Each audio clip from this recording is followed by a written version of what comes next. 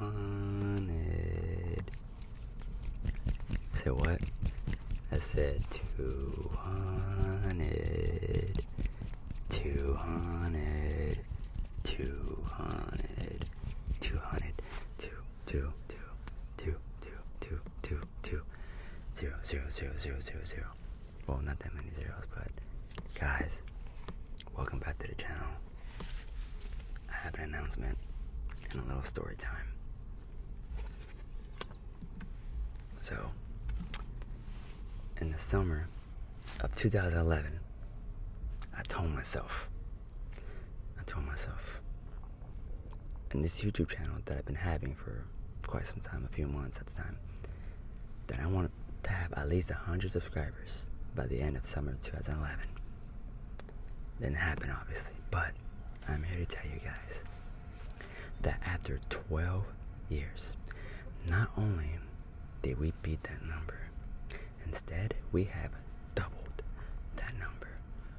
Oh yeah, because we are at over 200 subscribers. 200 subscribers. Oh yeah. Man, that's amazing. I made a video already doing this, but I had my headphones on. I wanted to be more me, you know what I'm saying?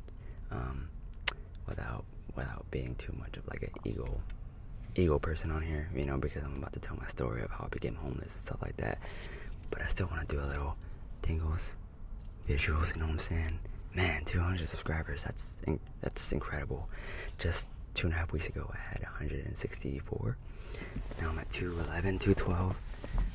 But yeah, guys, alright, let me get to the story. So I've been homeless since November of 2021, so still under a year. And I don't want to make it too long because it could be easily over a 30-minute video.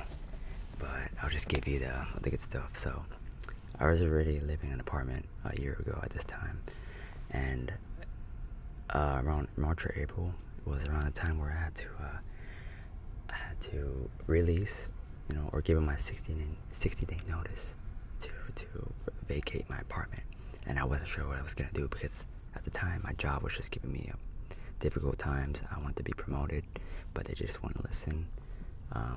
I lost my car and I was biking. I had to buy a bicycle and bike my ass to work every single day in the heat. And I was still going, trying to prove myself. I want to get promoted. I want to get promoted to make more money so I can get out of this, you know, this little hole I'm in. But they pick favorites, yo. I'm not getting into all that, but they have favorites where I work at. And I don't kiss any booty either. So you either favorite or you kiss booty. That's how you get promoted at my job. And I'm not either. So I just remain the spot where I'm at.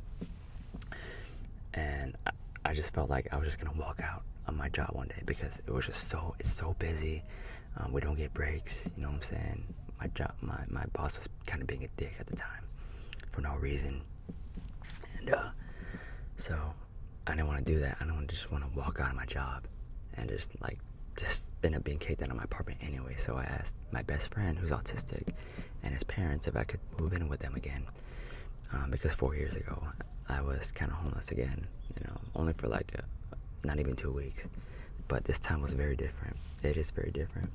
And they agreed to it. They said yes. So I only ended up living there for 5 months. But let me get into why I ended up moving out and living out of my Jeep. So they're not bad people. I will say that at first. They're not bad people. It's just they're misguided and they've been misled to what they watch on TV and what they eat and things like that. And just misinformation. It's not their fault, you know what I'm saying? Even though they have college degrees and things like that, they have a nice home. There's just so much that they're not aware of this world. So it was kind of hard to live in that environment where they're just so unaware of what's going on in this world, while I'm trying to maintain myself and not tell them what's up, you know what I'm saying? Because they're not gonna understand what I'm talking about. But it was mainly the mother giving me issues. She had problems with my long hair. I didn't have braids, but I would just keep it down with that little cap. You know what I'm saying? Backwards hat. And she never liked that. She always wanted me to cut my hair, but she could never make me cut my hair. I'm a grown-ass man. She would give me shit for my armpit hairs sticking out because I always wear muscle shirts because I like to breathe. I don't like t-shirts. I don't like it very much. And then my toenails, because I guess I had too long toenails. It actually took me one time. I felt like a dog. You know, you had to take your dog to get your toenails trimmed. She did that like my first week I moved in with them. So that's kind of set the tone for how I was going to be living there. But I felt like she was doing all this shit on purpose because there's no way somebody's just determined to like make someone feel bad all the time, man, for no reason. I think most of it had to do with a lot of insecurity because this woman is over 400 pounds. She eats whatever she wants, whenever she wants. Diet Cokes, Diet Pepsi, cinnamon rolls, sugary cereals at like 4 a.m., meatloaf, fried chicken, you name it, man. She eats all that and she doesn't care about her weight. But when we go out to public, to restaurants, then we had to get all proper and everything, which I didn't like. You know what I'm saying? It was just too much back and forth and stuff like that. And I was not a big fan of that. And I had to kick myself out because I just felt myself being angry all the time, being there. And just, I felt like I'm just going to go off on this woman one day. And how could I do that if they'd done so much for me, open up their home to me, invite me to their son's wedding, buy me a suit, things like that. Which, by the way, she had me put my hair up at the wedding. She asked me to do. And I kind of regret doing that. You know what I'm saying? Because I'm a grown-ass man. I should have just never gone to the wedding in the first place. But it's like I was living with them. It's like, what was I going to do? Just stay at the house awkwardly while I go to the wedding? So I ended up going and I put my hair up. But that's the last time I ever compromised myself. You know what I'm saying? That's when I knew that I had to leave. That was in October. And a few weeks later, I ended up moving out. You know what I'm saying? Because like I said, that's when I realized, with the hair thing and the wedding, it's like, dude, I cannot stay here. I cannot stay here. But what really added to that mix was I turned down the American Airlines job because I got hired with American Airlines last summer. I was going to become a fleet service agent guy, but I got hired, but I turned down the shot, you know, because your man's all natural, you know, pure blood, baby, vegan, baby, yeah. But yeah, man, I'm not into any artificial drugs or stuff like that. Nothing like that goes into my body like that. Hell to the fucking no, bro. And of course, they watch news all day and stuff like that. So of course, they're gonna have all their proper shots. And I don't. So they didn't like that. So the mom was belittling me even more after that. You know what I'm saying? Because they didn't look at the bigger picture. All they saw was, oh, he's turned down a good job. He's turning down American Airlines. He doesn't want to better himself. No, that's not the issue. I'm whispering now. I said, no, that's not the issue. That's not the issue. They want us to have a shot just for a job. A shot that's only a year old for a worldwide thing that's going on, man. That ain't right. How can that be? How can a disease that's so brand new, how can there be shots for everybody? You know what I'm saying? In the whole world. So, I'm not getting into all that. That's a whole different topic. But, yeah, man, I ended up leaving in November. And I was a little scared, yeah, because I didn't know how it was going to turn out. But I was watching people like Van City Van Life and other YouTubers on here living on their vehicle in years before the pandemic even started. So I figured to myself, you know what, maybe all these things I've been doing in my spare time and my personal life, maybe I feel like this is what it's leading up to. Because last year I threw out my bed when I was living in my apartment. I was sleeping on the floor, spiritual reasons and things like that. You know what I'm saying? Became a minimalist. I threw out a bunch of stuff. Fasting. Well, I've been fasting for a couple of years now. Drinking water, getting into nature. So I have a place to go. If I feel like I don't have anywhere to go, I can always go outside to nature. So I feel like all these things that were being introduced into my life, it was all leading me to here, to what I'm doing right now. Not necessarily making ASMR videos, but just taking a step back from the matrix and just observing and just realizing, wow, why do we put so much on ourselves just to have a roof over our head? I have a roof over my head, and I'm not stressing out like I used to, putting in all those hours, paying $1,400 for rent, stuff like that, you know what I'm saying, like a lot of us are doing. I need some water. In a video here now, in a couple minutes. But yeah, man, that's pretty much the whole gist of the video. I don't have any family to go to. I tried to make amends with my mom last year because it's been years since I talked to her because she's a alcoholic, toxic person to be around. But I got tired of holding that grudge. And I felt like God was telling me to go make it right with her so you can move on, move forward with your journey. But she ended up closing the door in my face. She didn't recognize me. So I had to take a big step back because in my spiritual journey, because that really hit home. I felt like things were going to get really better according to everybody. They were telling me, oh, once you let go, once you break that grudge, like your life gets so much better. And I've been told that so many times, and I finally put my pride to the side and I decided to go for it. Like, dude, I'm ready to move on. But it didn't work out. I was so broken. I was so hurt.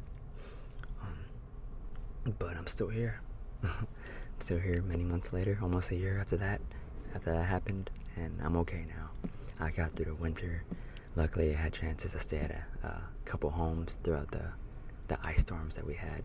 Thankfully, man, because I didn't have anywhere to go, and the roads were all icy and everything like that for a few days. Twice this year, it happened twice, and both times I wasn't in here. I was inside a house. So things like that makes me keep my will to keep going, my drive. So yeah, man, there's more to the video, but I don't want to make it too super long. That's pretty much the good stuff. I'm gonna keep doing what I'm doing, just living out of my Jeep. It's a wonderful experience. It's definitely not for everybody. Not everybody can do what I can do. You know what I'm saying? That's why there's so many people who want to live in a side apartment and just have it good like that. That's luxury. I realized after living inside a Jeep, a car, having a house or an apartment or a condo or whatever, that's all luxury. You don't have to do that. We just grow up and we see everybody doing it, so we feel like we have to do the same thing. Oh, you have to get furniture, you have to get a bed, you have to get an apartment, yada yada yada. You have to pay $1,400 every month, year after year after year, and it just goes up. And we have to work more hours, get more stressed out of a job we don't like, especially.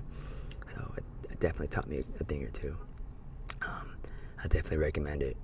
But like I said, it's not for everybody. It is not. If you don't do any kind of fasting or because pretty much you're gonna have to save money and things like that. You know what I'm saying, bro? Still, save a little bit of money. You know, just in case something happens. But yeah, man. I think that's all I have right now. If you want a part 2, I'll make a part 2. Before I go, what's coming next? And after this journey I'm starting with ASMR. So I've been brainstorming. So there's lots of videos that are gonna come up. You know what I'm saying, coming up in the next few weeks. But I'll spread it out. You know what I'm saying. I'm not gonna do it every single day. But yeah, man, I'm excited to see how far this channel goes. 211 subscribers, I think I'm at right now. So that's amazing. That's just wild. 212 or 11. Sorry. But yeah, man, thank you so much for the support and the comments and the likes. I see it, and that's what motivates me. You know what I'm saying? Not just the views and things like that, but it's actually the comments and the likes. Thank you guys. Like, you don't have to like it. Like, you know how hard it is for someone to like a video, bro? You'll see a video with like 100,000 views and it'll only have like 5,000 likes. Like, people just don't hit that like button for some reason. So, man, it's amazing. But alright, guys, 200. That's amazing. Alright, guys, thank you for tuning into the Bachelor Experience. More to come. Y'all stay safe, and until the next video. I do have a TikTok, and I think I'll leave it here in the description. I think that's how we do it. The YouTuber people do it. In the comments, I guess. Alright, guys, be careful.